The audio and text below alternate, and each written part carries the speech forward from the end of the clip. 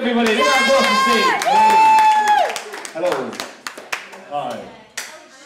I like this one more. Okay. I'm going to do, like I say, do something slightly different. My day job is I am a poet and a playwright. So I'm going to do some spoken word stuff for you, so I apologise if this kills the tone, but we'll see how it happens. The one I'm going to do for you requires a tiny little bit of audience participation in the middle, which hopefully will keep you happening. So we're going to have a little practice before I begin. If I say the word bomb, you say the word Tesco. Okay?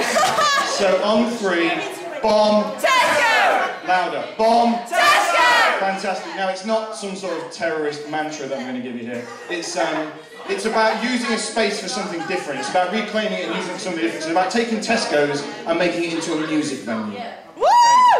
So I thought that was a bit more in fitting with what everybody else has been doing. So we'll give it a go.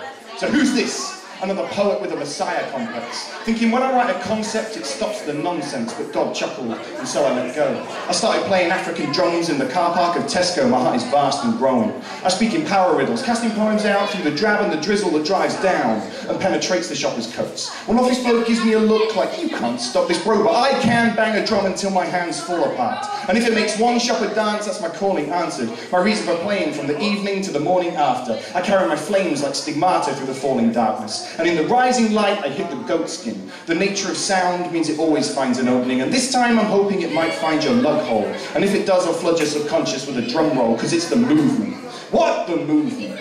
None of your rulers can stop the movement, because it moves in the veins of the movers, their brains and the boots and the strains of their music. It's the movement. What the movement? None of your rulers can stop the movement, because it moves in the veins of the movers, their brains and the boots and the strains of their music. Now this is the bit that feels slightly awkward, because sometimes I perform in schools, and I have to start standing there and saying, bomb, Tesco! Bomb, Tesco! Bomb, Tesco! Reclaim the space and make it yours, and bomb, Tesco! Bomb, Tesco! Bomb, Tesco! Take a little picnic to the picnic aisle and take your nan and have a picnic in Tesco while we bomb, Tesco! Bomb, Tesco! Bomb, Tesco! Now that's my primal-ish son. My tribal rhythm bounces somewhat manically in the cavity of your sinus system. In order to fill your brains with this ethereal medicine, you might just find yourself beatboxing in the serious section, or tapping 4/4 beats on tins of corned beef, or slapping a solo on a slab of mature cheese. The manager's called Steve, and he comes over to chat to you and says, please do not practice drum patterns on cans of tuna.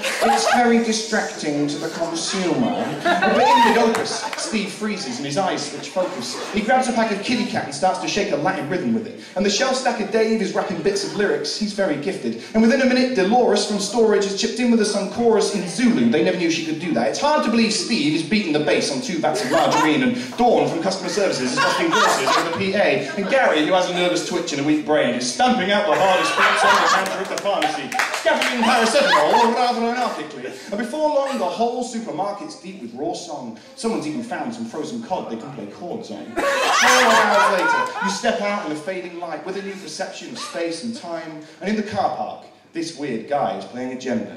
What a weird way to waste a Monday. Yeah, in the car park, this weird guy is playing a djembe. What a weird way to waste a Monday, you say.